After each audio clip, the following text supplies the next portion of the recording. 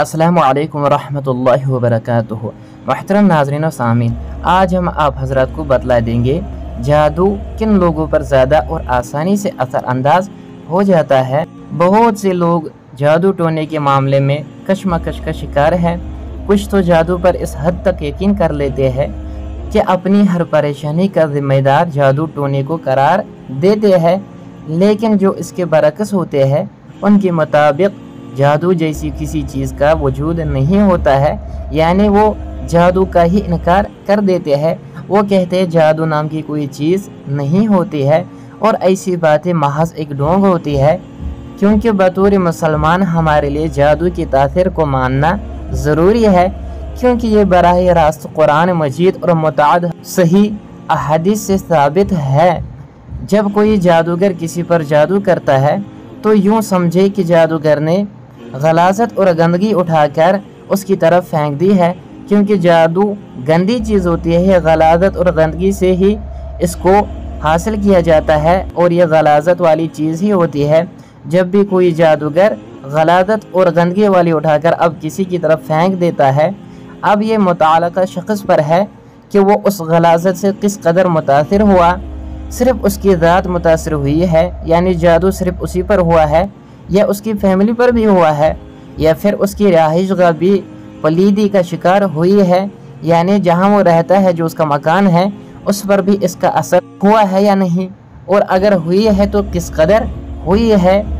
अब अगर मुतासरा शख्स इस गंदगी को हटाने का बंदोबस्त नहीं करता तो यह अपनी नुहसत फैलाना शुरू कर देती है, या धीरे धीरे फैलना शुरू हो जाती है। फिर अक्सर घर में बीमारियाँ परेशानियाँ बढ़ जाती है और खैर व बरकत ख़त्म हो जाती है। अक्सर बीमार फर्द रहते हैं, सब मुतासिर हो जाते हैं, जिसके कई किस्म के नहस असरात होते हैं उन पर ये हावी हो जाते हैं। अब इस गंदगी को हटाने के लिए कई तरीके होते हैं, हमने भी पिछली वीडियोस में बतला दिए हैं कई तरीके, लेकिन जिनमें सबसे बेहतर यह है कि इंसान इस तरह की गंदगी साफ़ करने वाला आदमी ढूंढकर उससे सफाई कराए, यानी किसी मुअतबर आलिम की तरफ रुजू करना चाहिए जो शरीयत का पाबंद हो, उसकी तरफ रुजू कर लिया जाए और बाद में उस गंदगी की नहुसत से जो बुरे असरात हुए हैं उन्हें भी ख़त्म कर दे। यानी सबसे बेहतरीन चीज़ यही है कि आपको किसी आमिल की तरफ रुजू कर लेना चाहिए जो जानता हो कि जादू को किस तरह ख़त्म किया जाए, और बाद में जो इसके असरात होते हैं उन्हें भी ख़त्म करना बहुत अहम और ज़रूरी होता है।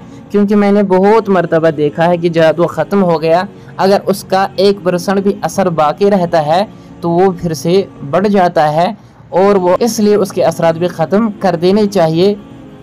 जैसे एक मिसाल मैं देता हूँ, जब कोई आमिल किसी का इलाज कर लेता है, जब वो ठीक हो जाता है कुछ महीनों के बाद वो फिर से परेशान हो जाता है। असल में वो सिर्फ अपना ही इलाज करवाता है, हालांकि उसका जहाँ वो रहता है उसका घर भी मुतासिर हो चुका होता है। वो उसका इलाज नहीं करता है, सिर्फ अपना ही इलाज करता है।